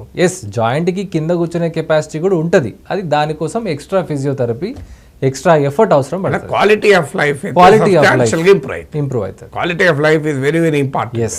అంటే మన దగ్గర వచ్చే పర్ఫెక్షన్ ఏంటంటే డాక్టర్ ట్రీట్మెంట్ ఇస్తే మొత్తం పోవాలి అనుకుంటారు, అదొక నేచర్. కొంచెం ఎక్స్పెక్టేషన్ సెట్ చేయాలి. మంచి డాక్టర్ అయితే టైం తీసుకొని సెట్ చేస్తారు ఎక్స్పెక్టేషన్స్. ఇంకొకటి ఇక్కడ important, before coming to other organs, మోకాల నుంచి కింది కన్నా పైకన్నా పోయే ముందు మీరు డయాబెటిక్స్ గురించి ప్రస్తావించారు కనుక, సాధారణంగా ఇప్పుడు డయాబెటిక్స్ ఉంటే డయాబెటిక్ నెఫ్రోపతి కిడ్నీ ఎఫెక్ట్ అవుతుంది, డయాబెటిక్ రెటీనోపతి ఐస్ ఎఫెక్ట్ అవుతాయి, డయాబెటిక్ న్యూరోపతి నరాలు ఎఫెక్ట్ అవుతాయి అంటారు. డయాబెటిక్స్తో కూడా ఏమైనా ఆర్థో రిలేటెడ్ ఇబ్బందులు ఉండే అవకాశం ఉంటుందా? ఎందుకు అడుగుతున్నానంటే ఇవాళ diabetics become a common thing. ఇప్పుడు హ్యూమన్ పాపులేషన్ తీసుకుంటే డయాబెటిక్స్ ఉన్న వాళ్ళు ఎంత అంటే వాళ్ళ మెజార్టీ అయ్యేటట్టున్నారు. కొన్ని ఏళ్ళ తర్వాత అయినా చాలా యంగేజ్ లో కూడా డయాబెటిక్స్ వచ్చాయి, టైప్ 1 డయాబెటిక్స్ అయితే. So diabetics, blood pressure or cousins common గా ఉంటున్నాయి. ఈ 2 రకాల కామన్ లైఫ్ స్టైల్ డిజార్డర్స్ ఉన్న వారికి ఈ ఆర్థో రిలేటెడ్ ప్రాబ్లమ్స్ ఏంటి, ఏమైనా కనెక్ట్ ఉందా? ఇప్పుడు డయాబెటీస్ ఉన్నవా, ఎస్పెషల్లీ అన్కంట్రోల్ డయాబెటీస్ కానీ లేకపోతే డయాబెటీస్ ఎప్పటి నుంచో ఉంటుంది. ఫర్ ఎగ్జాంపుల్ ఉండేవి కొన్ని ఉన్నాయి. For example most common frozen shoulder. Frozen shoulder అంటే ఏంటి అని అంటే ఈ డయాబెటీస్ ఆల్రెడీ ఎన్నో 4-5 years నుంచి ఉన్నది, కొంచెం కంట్రోల్ ఉన్నా లేకపోయినా. సో ఇవన్నీ కొంచెం క్వశ్చనబుల్ ఎవిడెన్స్, కంట్రోల్లో ఉన్నా లేకపోయినా. మీకు డయాబెటీస్ వచ్చి ఒక 5 to 10 years దాటుతుందంటే ఆటోమేటిక్గా వాళ్ళకి ఫ్రోజన్ షోల్డర్ వచ్చే ఛాన్స్ చాలా ఎక్కువ. సో సో జాయింట్ చుట్టూ ఉన్న క్యాప్సూల్ బిగిసిపోవడం వల్ల మూమెంట్ అనేది సివియర్గా రెస్ట్రిక్ట్ అయిపోతుంది. వెనకాలకి ఫీమేల్స్ అయితే వెనకాల జాకెట్ హుక్ చేసుకోవడానికి ఇబ్బంది అవుతుంది, ఫీమేల్స్ అయితే షర్ట్స్ వేసుకొని బ్యాక్ పాకెట్లో పర్స్ తీసుకోవడం ఇదంతా ఇబ్బంది అవుతుంది, చెయ్యి ఎత్తాలంటే ఇబ్బంది, ఓవర్ హెడ్ యాక్టివిటీస్ ఏవి చేయాల్సిన విపరీతమైన పెయిన్ వస్తుంది. నైట్ పడుకోవాలన్నా అటువైపు తిరిగి పడుకోవాలన్నా కూడా పడుకోలేని పరిస్థితి, విపరీతమైన పెయిన్ వస్తుంది. ఇది డయాబెటీస్ షోల్డర్లో చేసేది. నెక్స్ట్ మోస్ట్ కామన్గా కాళ్ళల్లో, అరికాలల్లో తిమ్మిర్లు అంటాం అనమాట, పాలిన్యూరోపతి. సో ఈ నర్వ్స్ కొంచెం డయాబెటీస్ ఉన్న వాళ్ళల్లో అయిపోవడం వల్ల మనం ఓ కాలు కింద పెట్టినా ముళ్ళులు గుచ్చుకున్నా లేకపోతే ఆ జాయింట్స్ ప్రెషర్ తెలవక ఈ ఆర్థ్రోపతీస్ వస్తాయి అనమాట. చార్కోట్ జాయింట్స్ అంటాం అనమాట. ఫీట్ మొత్తం జాయింట్స్ ఖరాబ్ అయిపోతాయి పూర్తిగా. సో ఫీట్లో అలా వస్తాయి. Frozen shoulder common. ఇంకా ఫుట్లో ప్లాంటార్ ఫెసైటిస్ అంటాము. పొద్దున్న లేవగానే డాక్టర్ నా కాలు కింద పెట్టనియట్లేదు, అసలు కింద పెడితే చాలు విపరీతమైన నొప్పి వస్తుంది, లేదు ఒక 15-20 నిమిషాలు కూర్చొని మళ్ళీ అడుగేద్దామన్నా నొప్పి వస్తుంది. సో కింద లిగమెంట్ ఉంటుంది, ఆ లిగమెంట్ ఇన్ఫ్లమేషన్ వల్ల అట్లా. అకిలిస్ టెండినోపతి, అకిలిస్ టెండిన్ ఒక కింద అరికాలు వెనకాల భాగం, అది కూడా టెండాన్ క్వాలిటీ డ్యామేజ్ అవుతుంది అనమాట డయాబెటీస్లో. సో ఇట్లాంటివన్నీ జరిగే అట్లాగే డయాబెటీస్ ఉన్న వాళ్ళు జనరల్గా కూడా పెయిన్ పర్సెప్షన్ కొంచెము ఎక్కువ, అంటే పెయిన్ ఎక్కువ అనిపిస్తుంది అనమాట వాళ్ళకి రెగ్యులర్గా ఉండేవి కూడా. సో అదేవిధంగా డయాబెటీస్ వచ్చి మనం ఫ్రాక్చర్ అయింది సర్జరీ చేయాలి, వాళ్ళ హీలింగ్ ఇష్యూస్ ఉంటాయి వాళ్ళకి, నీ రీప్లేస్మెంట్ తొందరగా హీల్ కావడం. సో ఇట్లాంటివి సో బట్ జనరల్గా డయాబెటీస్ కంట్రోల్లో ఉంటే పర్లేదు అట్లా. సో మీరు ఫ్రోజన్ షోల్డర్ మాట్లాడారు. వాస్తవంగా నేను మోకాల నుంచి మొదలు కింది కన్నపై తర్వాత పైకద్దాం అనుకున్నాను, కానీ మీరు డైరెక్ట్గా ఫ్రోజన్ షోల్డర్ రెఫర్ చేశారు కనుక let's talk about frozen shoulder. అసలు ఈ ఫ్రోజన్ షోల్డర్ అంటే ఏంటి, ఏ కండిషన్స్లో ఫ్రోజన్ షోల్డర్ వస్తుంది, వచ్చినప్పుడు దానికి ఉండే ట్రీట్మెంట్ ప్రొసీజర్స్ ఏంటి, మెకానిజం ఏంటి? సో ఫ్రోజన్ షోల్డర్ జనరల్గా డయాబెటీస్ ఉన్న వాళ్ళల్లో, థైరాయిడ్ ఉన్న వాళ్ళల్లో, ఎల్డర్లీ ఏజ్ ఉన్న వాళ్ళల్లో ఒక్కొక్కసారి మనకు రీజన్ కూడా తెలియదు. ఆర్ అదర్వైజ్ చిన్న షోల్డర్ ఇంజురీ జరిగింది, ఆ ఇంజురీకి మనం సరిగా రెస్ట్ ఇవ్వలేదు, ఆ ఇన్ఫ్లమేషన్ పెరిగి ఫ్రోజన్ షోల్డర్ రావడం, ఇవి one of the most common reasons. 40% of this we don't know, ఎవరికి ఎందుకు వస్తుంది ఫ్రోజన్ షోల్డర్ అని కూడా మనం చెప్పలేము 40% ఆఫ్ ద టైమ్స్. సో మరి దీనికి ట్రీట్మెంట్ ఏంటి? స్టార్టింగ్లో ఎప్పుడైనా కన్జర్వేటివ్ మేనేజ్మెంట్ అంటాం, అంటే మెడికేషను, అదేవిధంగా ఫిజియోథెరపీ, కాస్త లైఫ్ స్టైల్ మార్చుకోవడం, మా లైఫ్ స్టైల్. సో ఫిజియోథెరపీ అంటే ఏంటి అని అంటే, ఈ ఫ్రోజన్ షోల్డర్ జనరల్గా 2 to 3 years ఉంటుంది మనతో పాటు. మనం ఈ ఎక్సర్సైజులు కనుక చేసుకోకపోతే రోజు రోజుకి రేంజ్ ఆఫ్ మోషన్ అనేది తగ్గిపోతుంటుంది. ఈ ఎక్సర్సైజ్ చేస్తుంటే ఏమవుతుంది, క్యాప్సుల్ అనేది స్ట్రెచ్ అవుతుంది. ఎప్పుడు క్యాప్సుల్ని స్ట్రెచ్ చేస్తున్నట్టుగా ఎక్సర్సైజ్ చేయాలి మనం. చేస్తుంటే అది ఫ్రీజ్ కాకుండా ఉంటుంది. దాంతోపాటు ఒకవేళ దాని తగ్గలేదు అనుకోండి, మెడికేషన్స్ ఫిజియోథెరపీతో తగ్గకపోతే వెరీ సింపుల్ ఎక్సర్సైజ్, 5 minutes అంతే. సో అవి తగ్గకపోతే అప్పుడే ఇంజెక్షన్స్ ఇస్తాం. ఇంజెక్షన్స్ అంటే జనరల్గా steroid injections, very low dose steroid injection intra articular joint లోపల ఇవ్వచ్చు. అది ఒకవేళ దాంతో కూడా తగ్గకపోతే very severe restriction of motion, surgery కూడా దీనికి ఇప్పుడు కీ హోల్ సర్జరీ అని చెప్పాం కదా, చాలా బ్యూటిఫుల్గా ఇప్పుడు లాప్రోస్కోపీ లాగా, ఎట్లా జనరల్ సర్జరీ మేము ఆర్థ్రోస్కోపీ అంటాము. సో మొత్తం ఆ క్యాప్సుల్ అంతా మంచిగా రిలీజ్ చేసి ఎక్కడెక్కడైతే టైట్నెస్ ఉన్నదో వాటి రిలీజ్ చేయడం వల్ల కూడా చాలా మంచి రేంజ్ ఆఫ్ మోషన్ అనేది వచ్చేస్తుంది. అంటే సర్జరీ ఎన్నిసార్లు చేసుకోవచ్చు, ఒకసారి చేసుకోవచ్చు. జనరల్గా ఫ్రోజన్ షోల్డర్ ఒకసారి చేస్తే సరిపోతుంది, లైఫ్ లాంగ్ ఆ స్టేజ్కి వచ్చినప్పుడు ఒకసారి చేస్తే సరిపోతుంది. అంటే మరి జనరల్గా స్టెరాయిడ్ అంటేనే భయం వేస్తుంది కదా, అంటే ఈ స్టెరాయిడ్ వాడొచ్చు ఏం కదా? ఇది కూడా నాకు రెగ్యులర్గా వచ్చే question. Steroid is a double edged sword. అంటే ఏంటి, దానికి ఉండే బెనిఫిట్ ఉన్నది, దాంతో వచ్చే ప్రాబ్లం ఉన్నది. బెనిఫిట్ ఏంటి, యాంటీబయాటిక్స్ లాగా. బెనిఫిట్ ఏంటి, ఇప్పుడు లోపల జరుగుతున్న ఫ్రీజింగ్, ఏదైతే సివియర్ ఇన్ఫ్లమేషన్ జరుగుతుందో ఇమ్మీడియట్గా స్టాప్ చేస్తుంది. పేషెంట్కి within 2 to 3 days significant relief. And continuous exercise చేసుకుంటే మళ్ళీ ఫ్రోజన్ షోల్డర్ని రాకుండా మనం విధంగా ఉండొచ్చు అనమాట. మరి నెగిటివ్ సైడ్ ఏంటి, స్టిరాయిడ్స్. మనం చాలామంది ఏం చేస్తారు, స్టిరాయిడ్ తీసుకుంటారు, పెయిన్ తగ్గిపోతుంది, ఇంకేంటి మనం ఎక్సర్సైజ్ ఉండదు, ఇక బంద్ చేసి చేయడం, మళ్ళీ ఫ్రీజ్ అయితే మళ్ళీ స్టిరాయిడ్, అట్లా రిపీటెడ్ స్టిరాయిడ్ ఇంజెక్షన్స్ తీసుకుంటే ఈ కార్టిలేజ్, అంటే జాయింట్ చుట్టూ ఉండే కార్టిలేజ్ డ్యామేజ్ అవుతుంది. డ్యామేజ్ అయ్యేది షోల్డర్ రిప్లేస్మెంట్కి పోయే స్టేజ్కి వస్తుంది అనమాట. సో జనరల్గా 1 time, 2 time, 3 time వరకు it's okay. But if you are taking repeated steroid injections it will basically damage the shoulder joint or knee జాయింట్లో కూడా. నీలో కూడా మనం చూస్తున్నాం చాలామంది ఇంజెక్షన్లో, ఇవాటి దాని గురించి కూడా మాట్లాడుకుందాం. సో అట్లా రిపీటెడ్ చేసుకోవడం అంత మంచిది కాదు. అంటే ఇప్పుడు షోల్డర్ రిప్లేస్మెంట్ అంటారు, అంటే అది కంప్లీట్గా షోల్డర్ తీసి షోల్డర్ పెడతారు. ఎస్, విపరీతమైన shoulder replacement keyhole surgery దాటేది నెక్స్ట్. అది అంటే అది ఫ్రోజన్ షోల్డర్ వల్లనే కాదు, బట్ జనరల్గా ఆర్థరైటిస్, సివియర్ ఆర్థరైటిస్ వచ్చేసి, అంటే షోల్డర్ జాయింట్ హ్యూమరస్ బోన్ పైకి వెళ్ళిపోయి కఫ్ అంటారు అన్నమాట. మనం చేయి లేపడానికి రొటేటర్ కఫ్ అని చాలా యూజ్ అవుతుంది. ఆ కఫ్ డిస్టర్బ్ అయిపోవడం వల్ల బాగా ఆర్థరైటిస్ వస్తే అప్పుడు మనం రివర్స్ టోటల్ షోల్డర్ ఆర్థ్రోప్లాస్టీ అని, టోటల్ షోల్డర్ ఆర్థ్రోప్లాస్టీ అనేవి చేస్తుంటాం. కిడ్నీ రిప్లేస్మెంట్ లాగా షోల్డర్ రిప్లేస్మెంట్. సో ఇక్కడ ఇంకొక, మీరు ఆల్రెడీ షోల్డర్ దగ్గర ఉన్నాం కనుక లెట్స్ జస్ట్ మూవ్ బిసైడ్స్. దానికన్నా ముందు ఒక ఇంట్రెస్టింగ్ డౌట్ ఏంటంటే, సాధారణంగా ఫ్రోజన్ షోల్డర్ ఒక హ్యాండ్కి వస్తే సెకండ్ హ్యాండ్ బాగున్నా తర్వాత ఎలాగో వస్తుంది అని అంటారు, నిజమేనా అది? ఎస్. సో ఒక సైడ్ ఫ్రోజన్ షోల్డర్ వచ్చిన వాళ్ళల్లో the chances of having getting the frozen shoulder other side is significantly high. Almost 50% లేదు కానీ చాలా ప్రాబబిలిటీ సిగ్నిఫికెంట్లీ హై, 50% మందికి వస్తుంది. ఆహా. అట్లా. సో అంటే ముందు అంటే దీన్ని ఎందుకు అడుగుతున్నానంటే మీకు ఒక స్టేజ్ ఎర్లీ స్టేజ్ మీరు జాగ్రత్త పడ్డారనుకోండి, అవును, సెకండ్ హ్యాండ్ అయినా మీరు కంప్లీట్గా ప్రొటెక్ట్ చేసుకోవచ్చు. అంటే ఎక్సర్సైజ్ రెజిమెన్ కంప్లీట్గా చేసుకుంటే యూ కెన్ ట్రై టు. మీరు నెక్ అన్నారే, ఈ స్పాండిలైసిస్ అని మేము వింటుంటాము. ఈ నెక్ ఎందుకంటే ఇది ముఖ్యంగా ఈ కాలంలో యంగర్ జనరేషన్ కంప్యూటర్ ముందు ఉంటున్నారు. ఐటీ ఎంప్లాయీసే కాదు, ప్రతి ఉద్యోగి వాళ్ళ కంప్యూటర్ లేకుండా జీవితమే లేదు. సో ల్యాప్టాప్ పెట్టుకుని వర్క్ చేస్తుంటారు. ఈ కల్చర్ వచ్చాక దానికన్నా ముందు ఈ మొబైల్ ఫోన్ చూస్తుంటారు, ఇలా దాంట్లోనే పెట్టేసి తల అవర్స్ట్గా చేస్తుంటారు. ఈ నెక్ నుంచి వచ్చే కాంప్లికేషన్స్ ఏంటి? ఇప్పుడు నెక్ అంటే మీరు అన్న టెక్స్ట్ నెక్ అంట అనమాట. టెక్స్ట్ నెక్ అంటే ఫోన్ మొబైల్ కింద పెట్టి కంటిన్యూస్ కొడుతుంటాం కదా టెక్స్టింగ్. సో కంటిన్యూస్ అయితే మన మెడ స్ట్రైట్గా ఉన్నప్పుడు స్పైన్ పడే ప్రెషర్ 0 kgs అనుకుంటే, మెడ కింది కొంచి టెక్స్టింగ్ చేసినప్పుడు పడే weight 7 kgs extra. So so పెట్టడం వల్ల చాలా పెయిన్ ఉంటుంది అనమాట. So mobile phone continuous mobile phone using, ఇంకోటి కంటిన్యూస్ లుకింగ్ ఎట్ స్క్రీన్ మీద ఒకటే పోస్టర్లో చూస్తాం అనమాట. అట్లా చూడడం వల్ల ఏంటి అని అంటే మజిల్స్ మొత్తం స్పాజం వచ్చేసి అట్లా అవ్వటము, or otherwise improper sleeping habits, ఇంత పెద్ద పెద్ద థిక్ పిల్లోస్ పెట్టుకొని పడుకోవడము, ఇవన్నీ కూడా. ఇంకా మోస్ట్ కామన్ ఇంకోటి ఏంటి అని అంటే 50% of time it is just due to stress, mental stress, ఏ విధంగా అయినా కావచ్చు. So it is very well evidence researched కూడా.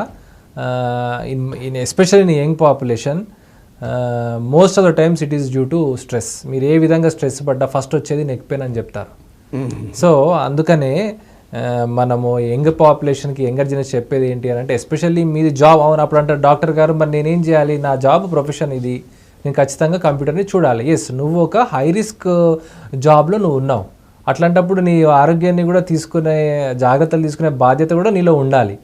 కాబట్టి నువ్వు పొద్దున సాయంత్రము ఈ నెక్ ఎక్సర్సైజ్కి సంబంధించిన ఐసోమెట్రిక్ స్ట్రెంథనింగ్ అంటాం, అది నువ్వు చేసుకోవాలి. When your job is a high risk job for a neck pain, you have to take those precautionary measures. అప్పుడు తీసుకుంటే అప్పుడు నువ్వు you will be happy in the profession also, in life also. Neck నుంచి కాస్త మీరు అన్నారు already spine గురించి మాట్లాడారు, నెక్ ఇంపాక్ట్ స్పైన్ మీద ఉంటుందని. స్పైన్ చాలా కామన్ డిజార్డర్స్. నిలబడితే వెన్ను నొప్పి అంటారు. ఆ స్పైనల్ కార్డ్ లేకుండా మనిషే లేడు కదా. హోమోసాపియన్స్ నుంచి మనిషి ఎవల్యూషన్లో spinal cord is very important thing. ఇలా మనం ఇలా ఉండగలిగామంటే it's because of spinal cord కదా. సో స్పైనల్ కార్డ్లో ఈ L1లు L2లు ఏదో అంటుంటారు ఎప్పటికీ. So what exactly the spinal cord and what are problems associated with spine? So spinal కార్డ్లో it's a block of bones అంటే స్క్వేర్స్ అనమాట. ఒక పై నుంచి కింది వరకు కొన్ని స్క్వేర్స్ ఉంటాయి. స్క్వేర్స్ మధ్యలో డిస్క్ ఉంటుంది. డిస్క్ అనేది ఇట్స్ షాక్ అబ్జార్బర్. చిన్నప్పుడు మేము అస్థిపంజరం ఫోటోలో కనబడేది ఇట్లా బాక్సెస్ లాగా ఉంటుంది. మధ్యలో డిస్క్ ఉంటుంది. వాటి వెనకాల కార్డ్ ఉంటుంది. అందులో సైడ్ నుంచి నర్వ్స్ ఏ లెవెల్లో ఆ లెవెల్కి సంబంధించిన నర్వ్స్ అనేవి బయటికి వెళ్ళిపోతుంటాయి. సో ఇప్పుడు చాలామంది నా దగ్గరికి నువ్వు వెనకాల నొప్పి ఉంది అని బ్యాక్ పెయిన్ అనగానే వాళ్ళు ఎంఆర్ఐకి వెళ్ళిపోతారు. ఎంఆర్ఐలో ఇంత పెద్ద హిస్టరీ వచ్చేస్తుంది అనమాట. L3 L4 L5 L5 6లో disc bulges ఉన్నాయి అని. సో అందుకే నేను జోక్ ఏం చెప్తానంటే, we should not treat the MRI report, we have to treat the patient, especially in spine. Especially స్పైన్కి అది చాలా ఇంపార్టెంట్. ఎందుకనంటే spine is a very peculiar thing. ఏంది అని అంటే, ఎంఆర్ఐలో చాలా డిస్క్ బల్జ్ ఉన్నప్పటికీ పేషెంట్స్కి సిమ్టమ్స్ లేకపోతే ఎటువంటి సర్జరీస్ చేయొద్దు. అంటే ఇప్పుడు ఒక 100 మెంబర్స్కి మనము ఒక ఏజ్ తర్వాత 50 years తర్వాత ఒక 100 మెంబర్స్కి మన స్పైన్ ఎంఆర్ఐస్ తీస్తాం అనుకోండి, అందులో 30 to 40% మందికి డిస్క్ బల్జెస్ ఉంటాయి, నర్వ్ ప్రెస్ అయినట్టు ఉంటుంది, ఎవ్రీథింగ్ ఉంటుంది. పేషెంట్ క్లినికల్ కండిషన్ బట్టే ట్రీట్మెంట్, ఎస్పెషల్లీ స్పైన్లో అండ్ కొంత షోల్డర్లో కూడా ఓన్లీ ఎంఆర్ఐ చూసి రిపోర్ట్ చూసి ట్రీట్మెంట్ చేయడం కూడా కరెక్ట్ కాదు. ఖచ్చితంగా patient symptom and MRI finding రెండు మ్యాచ్ అవుతున్నాయంటే ఆ మ్యాచ్ అయిన దానికి మనము సర్జరీ చేసుకుంటే పేషెంట్ హ్యాపీ ఉంటాడు. జస్ట్ బై ట్రీటింగ్ ఎంఆర్ఐ చూసి ఎంఆర్ఐ రిపోర్ట్ చూసి భయపడడం కరెక్ట్ కాదు. అంటే మీరు చాలా మంచి విషయం చెప్పారు. చాలామంది డాక్టర్స్ ఈ మధ్య కాలంలో పేషెంట్ అందరూ అనాలి, నేను చాలామంది కూడా కరెక్ట్ కాదు, కానీ ఒక మెడికల్ ప్రాక్టీస్లో వచ్చిన డిస్టార్షన్ ఏంటంటే పేషెంట్కు టైమే కేటాయించలేకపోవడం వల్ల ఓన్లీ డయాగ్నాస్టిక్ రిపోర్ట్లు చూసే మాట్లాడేస్తున్నారు తప్ప పేషెంట్ను స్టడీ చేసేటువంటి పని లేదు. అందువల్ల patient is more important than diagnostics కదా. సో స్పైనల్ కార్డ్లో వచ్చేటువంటి డిజార్డర్స్ ఏంటి అంటే ఒకవేళ స్పైనల్ కార్డ్లో జనరల్గా వచ్చే ప్రాబ్లమ్స్ ఏంటి? సో జనరల్గా వచ్చేవి డిస్క్ పెథాలజీస్, అంటే డిస్క్ వెనకాలకు జరిగి నర్వ్ని ప్రెస్ చేయడం. చాలా మందికి ఇప్పుడు ఏంటంటే ఆ వెన్ను నుంచి మొదలుకొని కాలు కింది వరకు నరం లాగుతూనే ఉంటుంది. అవును. సో అట్లా ఏంటి అంటే ఇప్పుడు ఫర్ ఎగ్జాంపుల్ సియాటికా గురించి పాపులర్ ప్రాబ్లం అది. సో అది వెనకాల నర్వ్ ఏంటంటే వెనకాల నుంచి ఇట్లా మన కింది వరకు పోతుంది, బ్యాక్ సైడ్ నుంచి వెనకాల హ్యామ్స్ట్రింగ్స్ నుంచి కింద కాఫ్ నుంచి అట్లా వెళ్తుంది అనమాట. సో ఆ నర్వ్ వచ్చే ఆరిజిన్స్ అయితే డిస్క్ ప్రెస్ చేస్తుంది అనుకోండి, అది కింద కరెంట్ షాక్ లాగా కొడుతుంది. నర్వ్ ఇరిటేషన్ వల్ల. అందుకని నాకు వెనక నడుము నుంచి కింది వరకు కొడుతుంది డాక్టర్ నాకు అని అంటే దాని అర్థం ఒక నరం ఏదైతే నరం ఆరిజిన్ ఉన్నదో ఆ ఆరిజిన్ దగ్గర ప్రెస్ చేస్తే మనకి కింద కరెంట్ షాక్ లాగా కొడుతుంది అనమాట. సో అప్పుడు మనం ఎన్ని రోజుల నుంచి కొడుతుంది కరెంట్ షాక్, తిమ్మిర్లు పడుతున్నాయా, కాలు ఏమైనా మొద్దు పారుతుందా, సెన్సిటివ్ చెక్ చేసుకుంటాము, మజిల్ పవర్ లాస్ ఏమైనా ఉందా చూసుకొని వాటి బట్టి మనం ట్రీట్మెంట్ ఇస్తాం. So coming to the disc అన్నారు మీరు, disc replacement surgery, hip disc, వీటి ప్రాబ్లమ్స్ ఏంటి అంటే వీఆర్ కమింగ్ ఫ్రమ్ ఇప్పుడు హిప్ రిప్లేస్మెంట్ గురించి హిప్ రిప్లేస్మెంట్ చూద్దాం. సో ఫర్ ఎగ్జాంపుల్ మన ఈ రీసెంట్ టైమ్స్లో చాలా హిప్ రిప్లేస్మెంట్స్ చేయవలసి వచ్చింది. ఎందుకు అని అంటే కోవిడ్ వచ్చిన వాళ్ళలో చాలా మందికి స్టిరాయిడ్స్ ఇవ్వడం జరిగింది హాస్పిటల్లో. అది కూడా high dose of steroids towards IV steroids అంటాం. జాయింట్లో ఏ స్టిరాయిడ్స్ వేరు, ఐవి అంటే బ్లడ్లోకి ఎక్కించే స్టిరాయిడ్స్ వేరు. సో అట్లా అప్పుడు ఎందుకంటే ట్రీట్మెంట్ మనకు ఆ టైంలో స్టిరాయిడ్సే మనకు ఆప్షన్ ఉండే. ఈ కొరోనరీ ఏమంటారు ఈ కోవిడ్ స్టామ్, సైటోకాన్ స్టామ్ వీటన్నిటి తగ్గించడానికి మనకు only doctors were relying only on steroids. ఈ స్టిరాయిడ్స్ ఎక్కువ ఇవ్వడం వల్ల కూడా చాలా మందికి హిప్ డ్యామేజ్ అయింది. హిప్లో ఒక బాల్ ఉంటుంది, ఈ స్టిరాయిడ్స్ ఎక్కువ తీసుకుంటే ఆ బాల్కి బ్లడ్ సప్లై తగ్గిపోవడం వల్ల ఎంతోమంది పోస్ట్ కోవిడ్ స్టిరాయిడ్స్ తీసుకున్న వాళ్ళల్లో బాల్ డెత్ అయిపోయి హిప్ రీప్లేస్మెంట్ చేయడం అనేది జరిగింది. So hip replacement it's a very satisfying procedure. పేషెంట్కి minimum 25 to 30 years well done hip replacement last 30 years, sometimes even longer. So ఇప్పుడు హిప్ రీప్లేస్మెంట్స్ నేను ఎస్పెషల్లీ కొంచెము డైరెక్ట్ యాంటీరియర్ అప్రోచ్ అంటాం, అది చాలా కొంచెం తక్కువ చేస్తారు. కోత అంటే మన స్కిన్ కట్ చేసి మజిల్ ఎక్కడ కూడా కట్ చేయకుండా, ముందు నుంచి మజిల్ ఎక్కడ కూడా కట్ చేయకుండా హిప్ అనేది రిప్లేస్ చేసి బయటికి రావచ్చు అనమాట. ఇది నేను స్పెషల్గా ఇటలీలో నేర్చుకున్నాను.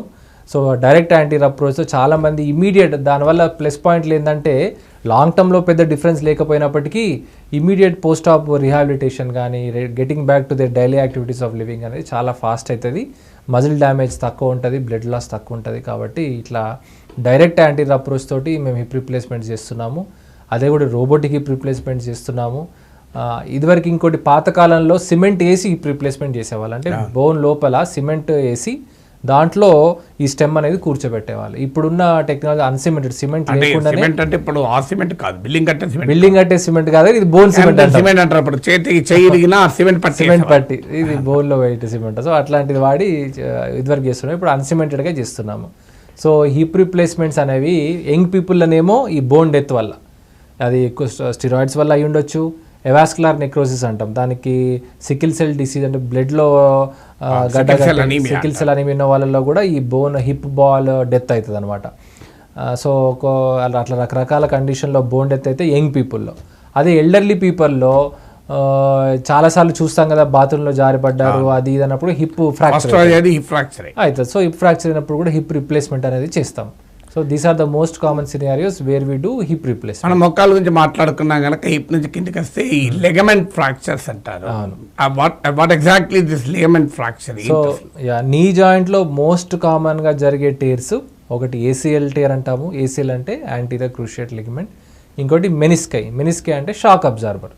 పైన బోన్ కింద బోన్ మధ్యలో, థై బోన్ లెగ్ బోన్ మధ్యలో shock absorber, C shaped shock absorbers అనేవి ఉంటాయి.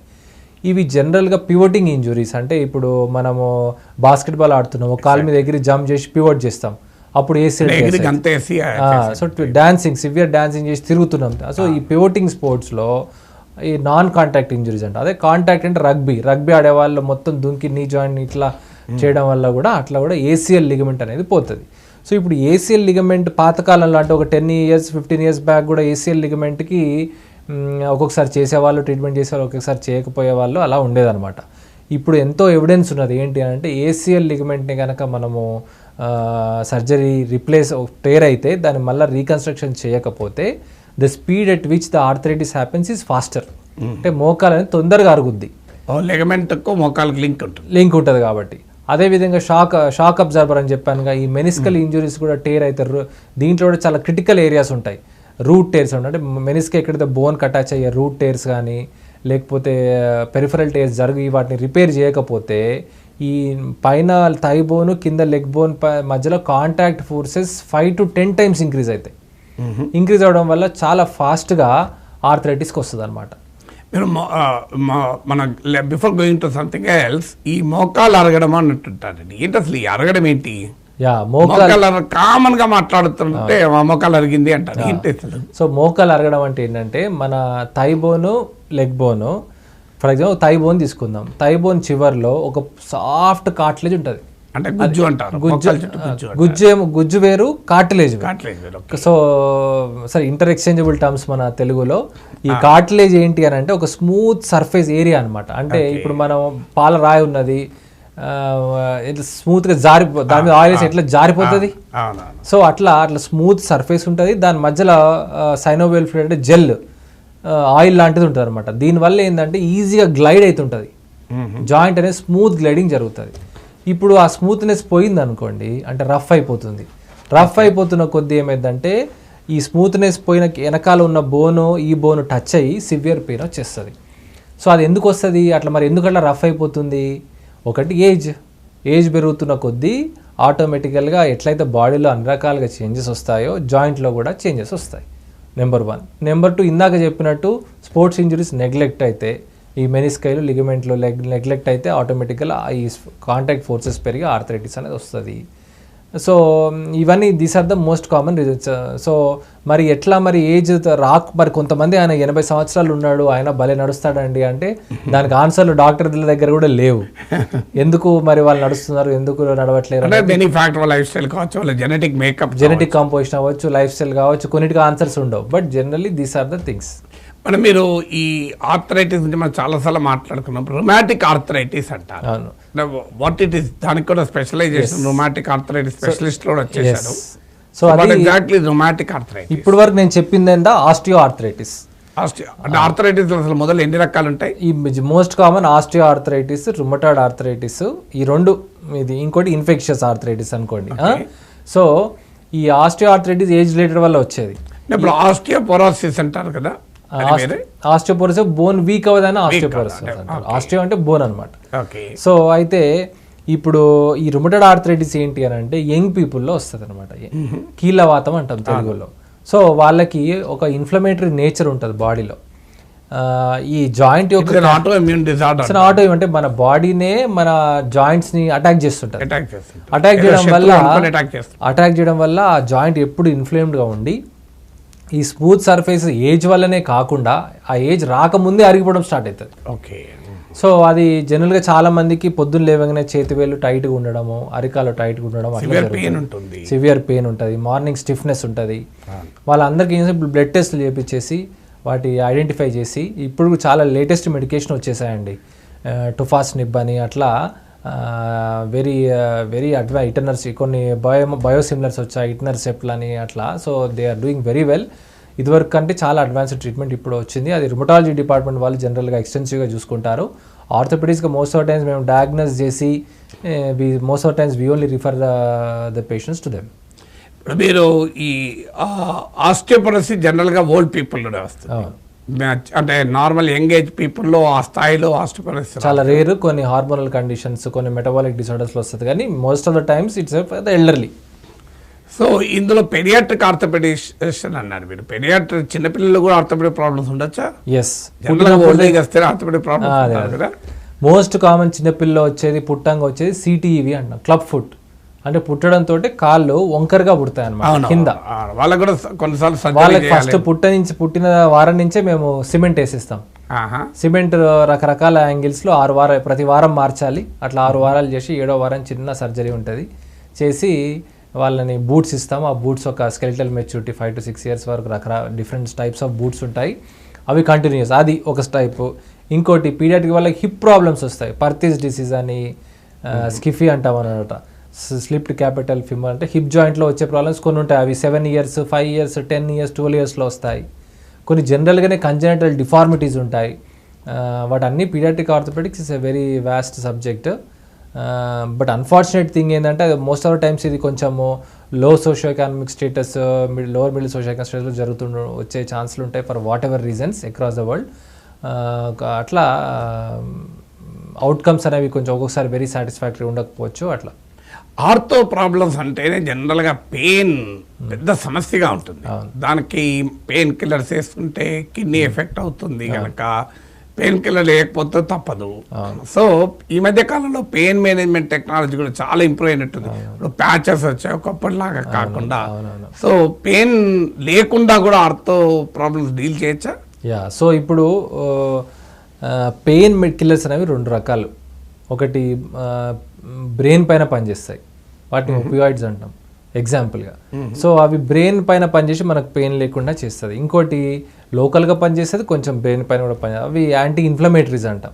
సో ఎప్పుడైనా నొప్పి వస్తే అక్కడ ఒక రకమైన ఇన్ఫ్లమేషన్ జరుగుతున్నట్టు, అంటే 2 cells కొట్టుకుంటున్నాయి. సో వాటిని ఫస్ట్ దాటిని కంట్రోల్ చేయాలి. పూర్తిగా తగ్గించడం వేరు, వాటిని కంట్రోల్లో ఉంచడం వేరు. సో ఈ పెయిన్ కిల్లర్స్ ఒక్కొక్కసారి మనము కనీసం 5 to 7 days of pain killers ఇవ్వకపోతే ఇది ఒక సైకిల్ అవుతుంది అనమాట. అంటే పెయిన్ వల్ల ఇన్ఫ్లమేషన్ వస్తుంది, ఇన్ఫ్లమేషన్ వల్ల మళ్ళీ పెయిన్ వస్తుంది. సో ఈ సైకిల్ని బ్రేక్ చేయాలంటే at least 5 to 7 days of anti inflammatories తీసుకోవాలి. మన సొసైటీలో ఏంటి అంటే పెయిన్ కిల్లర్స్ అనగానే విపరీతమైన భయం ఉన్నది. డాక్టర్ గారు నేను పెయిన్ కిల్లర్స్ అయితే వేసుకోను, కానీ పెయిన్ కిల్లర్స్ని అంత దుర్మార్గంగా చూడాల్సిన అవసరం లేదు. ఎందుకు అని అంటే అన్ని pain killers kidney failure, for example paracetamol అనుకోండి, ఒక బేసిక్ పారాసిటమాల్ మీకు లివర్ ఫెయిల్యూర్ కాల్చడానికి 6 నెలలు వరుసగా వేసుకుంటే వచ్చే ఛాన్స్ ఉంది. అంత ఎవరు తీసుకుంటారు పెయిన్ కిల్లర్స్? డాక్టర్ రాసిన 5 నెలలు, అది కూడా వరుసగా.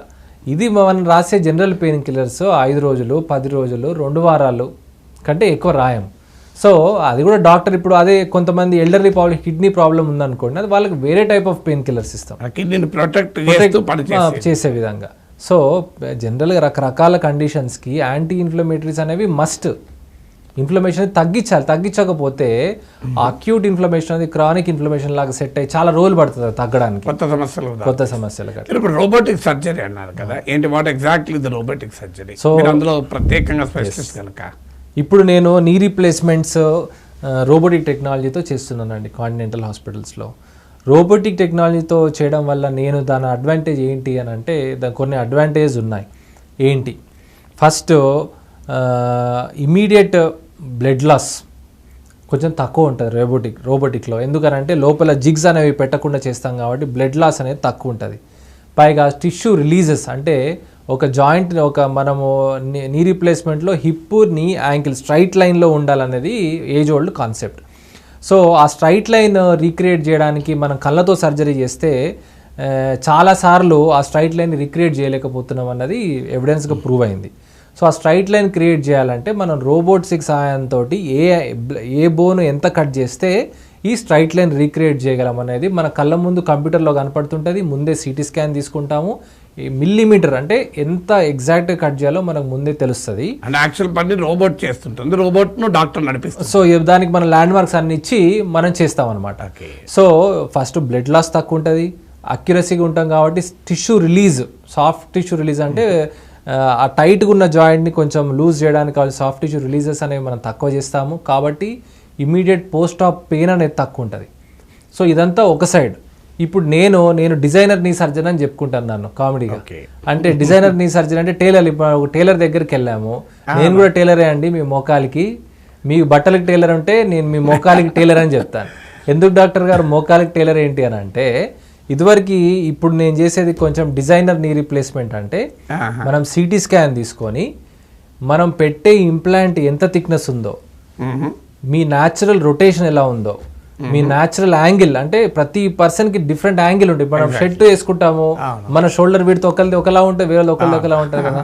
సో మోకాలికి కూడా ఈ యాంగిల్ వేరే ఉంటుంది, రొటేషన్ వేరే ఉంటుంది, ఓవరాల్ కాన్స్టెంట్ అలైన్మెంట్ అనేది వేరే ఉంటుంది. సో అవన్నీ రీక్రియేట్ చేయాలంటే రోబో ఉంటేనే క్రియేట్ చేయగలుగుతాం. అంటే ఎగ్జాక్ట్ ఎంత తీస్తామో అంత పెడతాం అనమాట. సో దీన్నే కైనమాటిక్ అలైన్మెంట్ అని, రెస్ట్రిక్టివ్ కైనమాటిక్ అలైన్మెంట్ అని అంటాం అనమాట. So this is called as personalised arthroplasty. మా సైంటిఫిక్ వరల్డ్లో మా సైంటిఫిక్ లాంగ్వేజ్ లో మేము దీన్ని this is called as personalised arthroplasty అంటాం. Personalised joint replacement. Plastic surgery అది ఆ మోకాలికి టైలర్ నేను అని చెప్తాను అనమాట. మా లాంటి డాక్టర్స్ ఆ మోకాలికి టైలర్స్ లాంటారు అనమాట. ఇప్పుడున్న అడ్వాన్స్ రోబోటిక్ టెక్నాలజీ తోటి. అంటే రోబోట్ అంటే that is medical robot, special గా రోబోట్ చేస్తుంటుందా సర్జరీ? సో దీనికి మనము జాయింట్ ఫస్ట్ మేము జాయింట్ ఓపెన్ చేస్తాము. జాయింట్ ఓపెన్ చేసి దానికి కొన్ని ఇన్ఫ్రారెడ్ మార్కర్స్ ఉంటాయి అనమాట. సో ఈ బోన్ ఇక్కడ ఉంది, మన దీన్ని ఫస్ట్ అక్కడ ఉన్న రోబోకి ఒక స్పేషల్ దానికి ఒక ఐడియా ఇవ్వాలి. ఈ బోన్ ఇక్కడ ఉంది, ఈ బోన్ ఇక్కడ ఉంది, ఈ బోన్ ఇక్కడ ఉంది అని చూపిస్తాం అనమాట. దానికి ఒక కళ్ళు ఉంటాయి, ఇన్ఫ్రారెడ్ కెమెరా అంటాం దాన్ని. ఆ కెమెరా ఈ మన మార్కింగ్స్ ని తీసుకొని ఫీడ్ చేసుకుంటాం, క్యాప్చర్ చేసి తర్వాత రోబోని అటాచ్ చేస్తాం. రోబో అటాచ్ చేసి ఇస్తే ఇక రోబో కట్ చేస్తుంది బోన్ని. మళ్ళీ రోబోని పక్కకు జరిపేసి మళ్ళీ మనం ఇంప్లాంటేషన్ చేసుకోవడము, సిమెంటింగ్ చేసుకోవడము అట్లా చేస్తాం అనమాట. డాక్టర్ అరుణ్ గారు, మీరు ఇప్పుడు నీ హిప్ రిప్లేస్మెంట్ నుంచి మొదలుకొని రోబోటిక్స్ వరకు సో ఇంత వాస్ట్ ఫీల్డ్ కవర్ చేస్తున్నారు కనుక మీ మెడికల్ సర్జికల్ ఎక్స్పీరియన్స్లో చేసిన మోస్ట్ కాంప్లెక్స్ సర్జరీస్ ఏంటి? ఒక్కొక్క జాయింట్లో ఒక్కొక్కటి చెప్పుకుందామండి. ఒకటి నీస్ నేను మోస్ట్ ఎంజాయ్ చేసేది కూడా. రెగ్యులర్ చేసే నీ రీప్లేస్మెంట్స్ ఒక ఎత్తు అయితే, ఏదో ఒక కారణంతో ఆ నీ రీప్లేస్మెంట్ ఫెయిల్ అయింది అనుకోండి, పేషెంట్ మన దగ్గరికి చాలా బాధతో వస్తాడు. ఎందుకంటే knee replacement one time procedure లాగా అనుకొని చేసుకుని ఉండొచ్చు, రకరకాల కారణాల వల్ల దాని చుట్టూ ఫ్రాక్చర్ అయి ఉండొచ్చు, ఇన్ఫెక్షన్ అయి ఉండొచ్చు. ఈ ఇన్ఫెక్షన్ అనేది it is very challenging to any surgeon. So అట్లా ఇప్పటి వరకు నేను ఒక 2-3 కేసులు ఆల్రెడీ వేరే దగ్గర ఇన్ఫెక్ట్ అయ్యి నా దగ్గరకు వచ్చినవి చాలా సక్సెస్ఫుల్గా 2 స్టేజ్ ప్రొసీజర్స్ తోటి చేసి, దాంట్లో ఫస్ట్ స్టేజ్లో చేసిన ఇంప్లాంటేషన్ అంతా తీసేసి బేసిక్ సిమెంట్ పెట్టి ఒక 6 వారాలు ఆగి యాంటీబయాటిక్స్ ఇచ్చి మళ్ళా దాన్ని ఇందాక మనం చెప్పుకున్నట్టు స్లీవ్స్ స్టెమ్స్ తోటి సర్జరీ చేసి పేషెంట్కి ఇన్ఫెక్షన్ ఫ్రీ జాయింట్ ఇవ్వడం అనేది most challenging. That is one of the most challenging in నీ. అదే షోల్డర్లో అనుకోండి, బయట ఎక్కడో ఫ్రాక్చర్ అయింది, ఆ ఫ్రాక్చర్కి ఒక దగ్గర సర్జరీ మంచిగానే చేసి ఉండొచ్చు, కాకపోతే రకరకాల రీజన్స్ వల్ల ఫ్రాక్చర్ ఫెయిల్ అవుతుంది, అది ఫిక్సేషన్ ఫెయిల్ అవుతుంది, బోన్ క్వాలిటీ మంచిగా లేకనో అది. సో ఇప్పుడు దానికి అట్లా ఫ్రాక్చర్ అయిన వాటికి ఆల్మోస్ట్ ఒక 5 to 6 కేసెస్లో రివర్స్ టోటల్ షోల్డర్ ఆర్థ్రోప్లాస్టీ అంటాం అనమాట. అంటే ఆ ఫ్రాక్చర్ అయిన పీస్ తీసేసి దీనికి రివర్స్ టోటల్ షోల్డర్ రిప్లేస్మెంట్ చేయడం. అంటే నేచర్ ఏంటంటే బాల్ కింద ఇచ్చి సాకెట్ పైన ఇస్తుంది, మనం ఈ రివర్స్ టోటల్లో బాల్ పైన ఇచ్చి కింద సాకెట్ ఇస్తాం అనమాట. సో అట్లాంటి సర్జరీస్ చేసి చాలా హ్యాపీగా ఉన్న పేషెంట్స్ చాలామంది ఉన్నారు. అదే హిప్ ఫ్రాక్చర్స్ కూడా అయినప్పుడు ఫస్ట్ నెయిలింగ్ అనేది ఒకటి వేస్తారు. నెయిల్ ఫెయిల్ కావచ్చు, ఎంత మంచి సర్జరీ చేసినా ఒక్కొక్కసారి ఏదో ఒక కారణం వల్ల ఫెయిల్ అయ్యే ఛాన్స్ ఉంటుంది. అట్లా ఫెయిల్ అయినప్పుడు మోనోమాడ్ స్టెమ్స్ అని లేకపోతే లాంగ్ స్టెమ్స్ తోటి హిప్ రీప్లేస్మెంట్ చేయడం ఇట్స్ వెరీ ఛాలెంజింగ్. సో అట్లాంటివన్నీ సర్జరీస్ చేసి చాలా సక్సెస్ఫుల్గా ఉన్న సందర్భాలు ఉన్నాయి. ఇప్పుడు ఈ ఆర్టిఫిషియల్ లిమ్స్, ఈ ఆర్టిఫిషియల్ ఈవెన్ మన కాళ్ళు పెడుతుంటారు, ఇప్పుడు కంపారిటివ్లీ చాలా ఇంప్రూవ్. ఒకప్పుడు చాలా హెవీ బరువుతో ఉండేది. స్పేస్ సైన్స్ లో వచ్చిన వాటిని యూజ్ చేసుకొని చాలా లైటర్ వెయిన్ గా ఉంటున్నాయి అంటున్నారు. Can you throw some light on this artificial limbs? ఒక సందర్భం దాని ఒక కేసు విధంగా చెప్తాను వినండి. సో ఒకసారి ఒక పేషెంట్కి కాలు మొత్తం నుజ్జు అయిపోయింది కింద. దాన్ని రకరకాలుగా కాలు కాపాడాలనే దాంతో ఎన్నోసార్లు ఈ డ్రెస్సింగ్లు చేసుడు, ఆ చిన్న సర్జరీలు చేసుడు, ఏవి చేసినా అది ఇన్ఫెక్షన్ తగ్గక కాలు అప్పటి వరకు ఒక 9 నెలల నుంచి వాకర్ పట్టుకొని నడవడం పేషెంట్. అది ఎంత మంచి ఎన్నో డాక్టర్లను కలిసినా కూడా అది హీల్ కాకపోవడం అనేది జరుగుతున్నది. నా దగ్గరికి వచ్చారు. వచ్చి చూసి 9 months నుంచి బాధపడుతున్నారు. పేషెంట్ 60 years, డయాబెటీస్ కూడా ఉన్నది. నేను అడిగాను, మీరు అంటే ఇది చెప్పడం పేషెంట్కి బ్రేక్ చేయడం కూడా చాలా కష్టం. ఇప్పుడు వచ్చిన ఈ కాల్ తీసేయచ్చు కదా అంటే ఎట్లా ఫీల్ అవుతాడు, ఏం డాక్టర్ గారు మీరు ఎలా మాట్లాడుతున్నారు అనుకోవచ్చు. సో దాన్ని కొంచెం టైం తీసుకొని పేషెంట్కి ఫిలాసఫికల్గా చెప్పగలగాలి. చూడండి మీరు 9 నెలల నుంచి ఇబ్బంది పడుతున్నారు, ఇక ఎంత చేసినా కూడా కిందది సరిగ్గా మీకు ఫంక్షనల్ యూజ్ పెద్దగా ఉండదు, కొన్నిసార్లు మనిషి సర్వైవల్ కూడా ప్రాబ్లం అవుతుంది. సో మీరు కాలు నేను ఇప్పుడు పొరపాటున మనం అనాలి, పొరపాటున ఇట్లా మనం కాలు తీసేస్తా ఉన్నాగానే మీరు భయపడవచ్చు, బాధ అయ్యవచ్చు. కానీ అర్థం చేసుకోవాల్సింది ఏంటి అని అంటే మోకాలు కింద below knee replacement is very successful. అసలు మంచి ప్యాంట్ వేసుకొని చూసి నడిచిన నేను అప్పుడు ఫొటోస్ తీసి చూపిస్తాను అనమాట, వీడియోస్. వాళ్ళ నడక అసలు మనం గుర్తు కూడా పట్టలేం. బిలో నీ రీప్లేస్మెంట్ మంచి స్టంప్ ఉండి యాంపిటేషన్ చేసి ఇప్పుడున్న కొత్త టెక్నాలజీ మీద మీరు అన్నారో ఈ ప్రాసెసెస్లో చాలా లైట్ వెయిట్ ప్రాసెసెస్లో మంచి స్నగ్ ఫిట్టింగ్ ప్రాసెసెస్లో మోషన్ ఉన్న అవి వచ్చాయన్నమాట. సో అవి వేసుకొని నడుస్తుంది కనీసం వేరే వాళ్ళకి తెలియని కూడా తెలియదు. రాత్రి కూడా పడుకునేటప్పుడే పక్క పెడతారా నిన్న. అవును. సో అది మనకు ఫస్ట్ పేషెంట్ సైకలాజికల్గా మనము కొంచెం వాళ్ళని స్టెబిలైజ్ చేసి వాళ్ళకి అర్థం విధంగా చేసి ఇప్పుడు వచ్చిన కొత్త ప్రాసెస్ చాలా బ్యూటిఫుల్గా ఉన్నాయి. అంటే ఇప్పుడు ఓన్లీ లెగ్స్కేనా ఈవెన్ ఇంకా ఎక్కడ ఆర్టిఫిషియల్ ఆర్గాన్స్ వాడచ్చు, ఇవి ఆర్టిఫిషియల్ వాడచ్చు. సో హ్యాండ్స్ ఇవన్నీ కూడా వస్తున్నాయి. అవి మన ఇండియాలో ఇంకా అంత అడ్వాన్స్గా రాకపోయినా ఇంకా చాలా రీసెర్చ్ జరుగుతుంది వాటిపైన. జస్ట్ మన ఇక్కడ వరకు పోతే ఈ మజిల్ మూమెంట్స్నే మజిల్ నర్వ్స్ నే పికప్ చేసుకొని మూవ్ అవుతుంటాయి ఫింగర్స్, ఆర్టిఫిషియల్ ఫింగర్స్ కూడా మూవ్ అవుతుంటాయి. సో బట్ చాలా ఇంకా అడ్వాన్స్మెంట్ అయ్యేది ఉన్నది ఇంకా ఆ ఫీల్డ్. కంక్లూడింగ్ గా ట్రామా కేర్ చాలా మంది కామన్ గా యాక్సిడెంట్స్ అవుతుంటుంది. సో యాక్సిడెంట్స్ అవడంతోనే ఏం జాగ్రత్తలు తీసుకోవాల్సి ఉంటుంది, వాళ్ళు ఏ రక యాక్సిడెంట్ లో ట్రామా కేర్ అంటే జారి పడడమే కాదు, బండి మీద వెళ్తూ పడిపోతారు, యాక్సిడెంట్ అవుతే ఎగిరి పడతారు లోపల. ఇలాంటి సమయంలో వచ్చే కామన్ ప్రాబ్లమ్స్ ఏంటి, ఎలా జాగ్రత్త పడాలి ఇమీడియట్ గా? ఫస్ట్ ఏంటంటే అసలు యాక్సిడెంట్ కాకుండా జాగ్రత్త పడాలి. చాలా మంది ఏమంటారు యాక్సిడెంట్ కాకుండా జాగ్రత్త పడమంటారు ఏంటి డాక్టర్, అట్లా యాక్సిడెంట్ అంటే యాక్సిడెంట్గా జరిగిపోయింది నో, కానీ కాదు. యాక్సిడెంట్ అనేది యాక్సిడెంటల్గా 90% జరగదు. ఎందుకు? యాక్సిడెంట్కి కొన్ని రిస్క్ ఫ్యాక్టర్స్ ఉన్నాయి. అసలు యాక్సిడెంటే ఒక ఈవెంట్, అది ఆ ఈవెంట్కి రకరకాల రిస్క్ ఫ్యాక్టర్స్ ఉన్నాయి.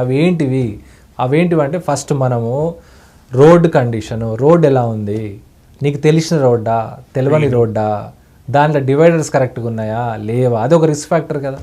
అట్లా రిస్క్ ఫ్యాక్టర్స్ ఉన్నప్పుడు మనం జాగ్రత్తగా వెళ్ళడం ఒక పాయింట్ కదా. నెక్స్ట్ వెదర్ కండిషన్, ఆ రోజు వర్షం పడుతుందా పడట్లేదా, పడ్డప్పుడు రోడ్డు స్లిప్పరీగా ఉన్నదా, దీని అంతా మనం చూసి నడపాలి కదా బండి. అంటే అది కూడా రిస్క్ ఫ్యాక్టరే కదా, అవాయిడబుల్ రిస్క్ ఫ్యాక్టరే కదా. ఇసుక ఉన్నప్పుడు స్కిడ్ అవుతుంటా. నెంబర్ 3, నువ్వు ప్రొటెక్టివ్ హెల్మెట్ వేసుకుంటున్నావా లేదా, మరి హెల్మెట్ వేసుకోకుండా పోతే అది ఒక రిస్క్ ఫ్యాక్టరే కదా. ర్యాష్ డ్రైవింగ్ ఒక రిస్క్ ఫ్యాక్టర్. ఒక్కొక్కసారి దాన్ని ఏమంటారు, నువ్వు నిద్ర లేదు, నీకు మెంటల్ స్ట్రెస్, అది ఒక రిస్క్ ఫ్యాక్టర్. సో యాక్సిడెంట్ అనేది ఇట్స్ ఈవెంట్, దానికి రకరకాల రిస్క్ ఫ్యాక్టర్స్ ఉన్నాయి. సో మనం ఎప్పుడు 2 wheelers are very prone for accidents, especially 2 wheelers. అందరూ ఈ రిస్క్ ఫ్యాక్టర్స్ అసెస్ చేసుకోగలరు. బండి ఎక్కగానే మనకి ఏమున్నాయి రిస్క్ ఫ్యాక్టర్స్ ఈరోజు మనకు తెలియని. సాధారణంగా యాక్సిడెంట్ అయినాక మీ దగ్గరకు వస్తారు, మీరు మీ దగ్గర రాకుండా చెప్తున్నారు. అంటే మనం బండి నడిపేటప్పుడు ఇవి కొన్ని విషయాలు జాగ్రత్త పెట్టుకుంటే doctor is one who avoids doctor being a doctor అంటారు.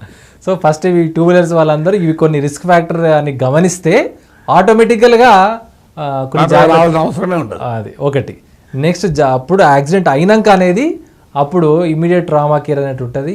ఫస్ట్ ఆఫ్ ఆల్ దానికి లైఫ్ ప్రోటోకాల్ అనేది ఉంటుంది. ఫస్ట్ పేషెంట్ బ్రీతింగ్ చేస్తున్నాడా లేదా, హార్ట్ కొట్టుకుంటుందా లేదా, హెడ్ ఇంజరీ జరిగిందా లేదా, నెక్ ఎలా ఉంది, వాళ్ళని ఇమీడియట్ ట్రాన్స్పోర్టేషన్ అది మోస్ట్ ఇంపార్టెంట్ అనమాట. వీలైనంత త్వరగా హాస్పిటల్కి స్టేబుల్ పొజిషన్లో. ఈ నెక్ ఇంజరీస్ ఉంటే ఫిలడెల్ఫియా కాలర్స్ వేసుకొని స్టెబిలైజ్ చేసి, స్పైనల్ ఇంజరీస్ ఉంటే స్ట్రెచర్ మీద పెట్టుకొని షిఫ్ట్ చేయడం అనేది జరగాలి. ఇప్పటికి మన అంబులెన్స్ సిస్టమ్ ఇదంతా బాగానే ఉన్నది. సో దాని ప్రకారం షిఫ్ట్ చేసుకొని ఏ హాస్పిటల్కి వెళ్ళినా ఎమర్జెన్సీ కేర్ అనేది ఇస్తారు. సార్ డాక్టర్ అరుణ్ రెడ్డి గారు, థ్యాంక్ యూ వెరీ మచ్. చాలా విషయాలు మనం ఇది ఫస్ట్ ఇంటర్వ్యూ కనుక I wanted a bird's eye view, విహంగా వీక్షణం అంటారు కదా, ఒక మానవ శరీరాన్ని స్కాన్ చేసాము ఒక రకంగా. చాలా వివరంగా చెప్పారు. నాకు చాలా నచ్చింది అంటే యువర్ సోషల్ కన్సర్న్. అంటే సాధారణంగా ఇప్పుడు మెడికల్ ఫ్రెటర్నిటీలో చాలా ఇంపార్టెంట్ కదా, ఎందుకంటే మనిషికి ఒక రకమైన ప్రత్యక్ష దైవం డాక్టర్. సో ఎవరి వద్ద తల వంచిన వాడు, ఎవరికి నమస్తే పెట్టిన వాడు డాక్టర్ దగ్గరికి వచ్చారు, 2 చేతులు జోడించాలి. సంతోషం. ఎందుకంటే జీవితాన్ని కాపాడుతారు, ఒక జీవిత నాణ్యతలు ఇస్తారు. సో అందువల్ల మీరు చాలా విషయాలు చెప్పారు. అంటే డాక్టర్ దగ్గరికి రాకుండా ఉండేందుకు కూడా చెప్పారు, వచ్చినా కూడా సర్జరీ కాకుండా ఉండేది చెప్పారు. తప్పనిసరి అయితే you have to avoid surgery, avoid meeting a doctor, avoid taking medicines, but it is unavoidable, you should not avoid. Yes ఇది చాలా మందికి తెలియని విషయం. డాక్టర్ దగ్గర టెస్ట్ చేయించుకుంటే రోగాలు వస్తాయి అంటారు, రోగాలు బయటపడతాయి అమ్మో అంటారు. సో టెస్ట్లను అవాయిడ్ చేయాలి, డాక్టర్ని అవాయిడ్ చేయాలి, మందుల్ని అవాయిడ్ చేయాలి, సర్జరీని అవాయిడ్ చేయాలి. అవాయిడ్ ఆఖరికి దేన్ని అవాయిడ్ చేయాలంటే అన్అవాయిడబుల్ అయినప్పుడు ఇవన్నీ అవాయిడ్ చేయకూడదు కూడా. So really thank you very much. మీరు టైం ఇస్తే వీటిలో ఒక్కొక్క దాని గురించి భవిష్యత్తులో మనం డిస్కస్ చేద్దాం. Thank you doctor. Thank you so much. Thank you.